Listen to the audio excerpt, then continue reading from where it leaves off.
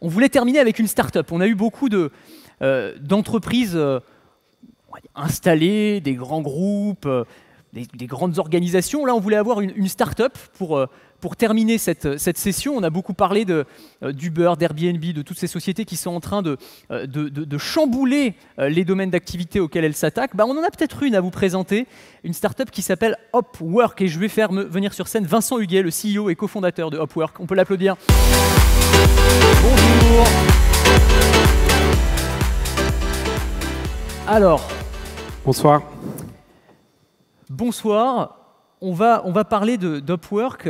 Si je vous présente comme le Airbnb du monde du travail, c'est très carré. En même temps, je déteste ça, parce que c'est vrai que maintenant, il y a le Airbnb de tout, le Uber du roulement à billes et le Airbnb du lavabo. Enfin bon, on commence à en voir partout, on reçoit des communiqués dans tous les sens. Cela dit, c'est un peu ça. C'est-à-dire, l'idée, c'est que vous avez trouvé un nouveau mode de relation, de mise en relation entre les chercheurs d'emploi et les employeurs. Expliquez-nous un peu.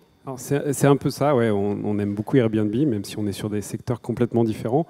Je voulais revenir sur ce qu'a dit Mark Hurd tout à l'heure sur le fait que 56% des millennials, donc on dirait en français génération Y, choisissent la flexibilité par rapport au salaire.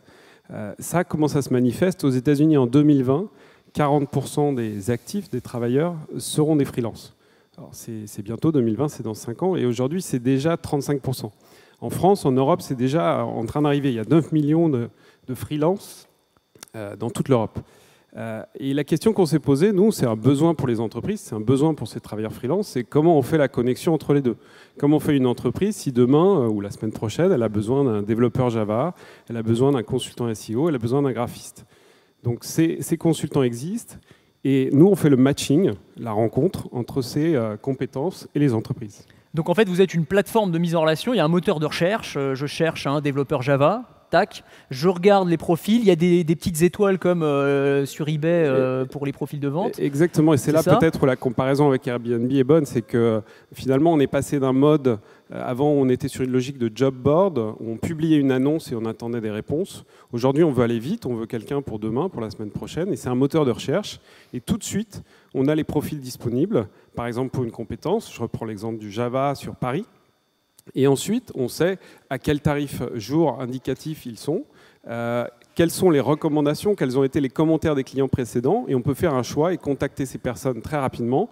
Et nous, et ça c'est très important, ensuite, ce qu'apporte la plateforme, on est tiers de confiance, comme un Uber, comme un Airbnb, comme un Blablacar, c'est-à-dire qu'on facilite pour les deux parties la contractualisation, le paiement et le feedback en fin de mission avec ces fameuses notes qui fait que finalement tout le monde travaille dans l'excellence. Ce qui est intéressant dans votre outil, c'est l'époque et le contexte dans lequel ils sont en train d'émerger. Et c'est la même chose pour Uber, c'est la même chose pour Airbnb, c'est-à-dire un contexte de crise économique, un contexte de chômage de masse.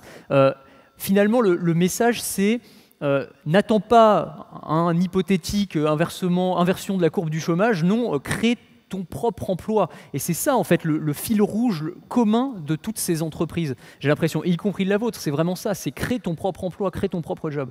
Oui, tout à fait. Sur notre plateforme, il y a déjà 10 000 freelances, il y en a à peu près 1000 tous les mois qui arrivent.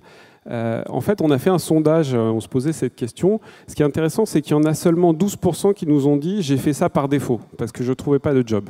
Donc c'est plutôt positif, ils ont fait le choix d'être freelance. Mais surtout, on leur a posé la question ensuite, maintenant que vous êtes freelance, maintenant que vous travaillez à travers une plateforme comme la nôtre, ou que vous travaillez en direct avec des clients, évidemment, est-ce que vous redeviendriez salarié? Seulement 4% nous ont dit, oui, je veux absolument trouver un CDI.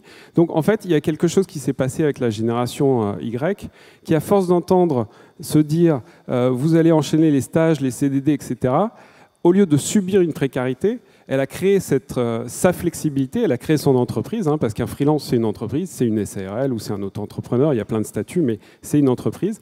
Et ils ont préféré être chef d'entreprise et ne pas subir la flexibilité, mais quelque part la choisir. Une dernière question. Bon, on entend beaucoup parler en ce moment, le mot à la mode, c'est le mot licorne. Les licornes, c'est les startups qui, au bout de quelques mois, quelques années, valent plus d'1 milliard de dollars ou 1 milliard d'euros. Là, ces derniers jours, coup sur coup, on a eu Blablacar qui est devenu une licorne, on a eu Deezer qui est devenu une licorne. C'est des choses qui vous font réfléchir. Il y a une vraie un vrai écosystème de start-up et même de scale-up, comme on dit, des grosses start-up qui est en train de se mettre en place là. Oui, ce qui est hyper positif, c'est qu'en France, on n'avait pas tout ce qu'on avait en Silicon Valley depuis 10 ans. Effectivement, Blablacar vient d'annoncer une levée de 200 millions, donc c'est un peu un modèle pour beaucoup de start-up. Nous, on a le même fonds d'investissement et le même administrateur, Jean-David Chamboredon, à notre board que Blablacar. Donc on espère effectivement avoir la même destinée. Parfait, merci beaucoup.